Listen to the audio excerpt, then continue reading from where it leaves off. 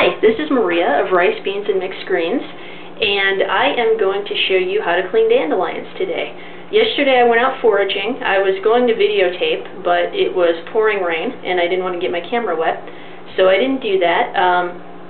But what I did do was save some very dirty dandelions, because it was pouring rain, and so we're just going to clean some of these up here, and I'll talk a little bit about what you can do with them. So basically you just kind of run these things under some water here, and this one's got a little bit of a root on it, so I'm just going to take some scissors and kind of snip all of that away. And oh, this one's really grubby here. Okay, so we'll rinse this out a little bit.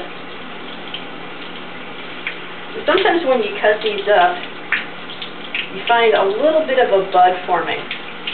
That's okay. That's actually a really good time to pick dandelions.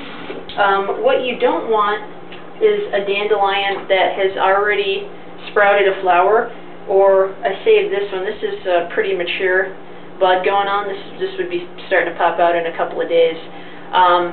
They get extremely bitter once they start to flower, so you probably don't want to eat them. Dandelions are naturally a little bit bitter, but they're not too bad. I mean, these are,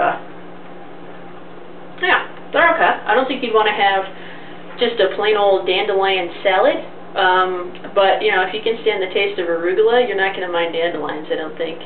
You can use them however you'd use any leafy green. You can toss them in a salad with something else. You can saute them up kind of like you would spinach with a little bit of garlic and oil.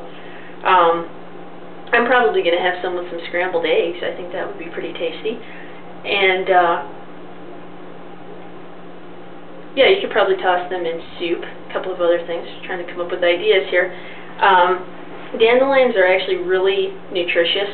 Like a lot of wild greens, they're very high in vitamin A, vitamin C. I haven't found any exact figures on that, but I know I've seen it someplace. And once you get these things cleaned up, you want to put them in a bowl of water with a couple of tablespoons of salt in there, and that's a good thing to do just because in case there's anything living in there, the salt will kill it off, and it also just lets some of the icky leaves from the inside float up to the surface. You can get that cleaned out a little bit easier. So I'm just going to let these sit for a couple of hours, then I'll just take them out of the bowl. I've got I think about 2 cups here. Pretty good sized serving. Like most greens, they're going to cook down to pretty much nothing. And I'll saute those up tonight with my dinner. Couple of cautions if you do decide to go foraging for dandelions. First of all, if you use lawn chemicals, don't eat the dandelions from your lawn.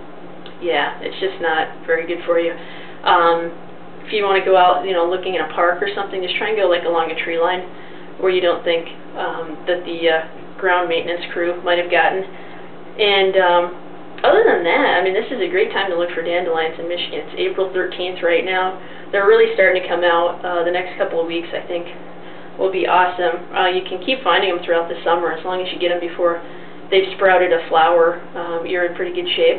And so yeah, go out, enjoy, have some wild food, and until next time, I will continue living on $1's worth of food every day. Take care.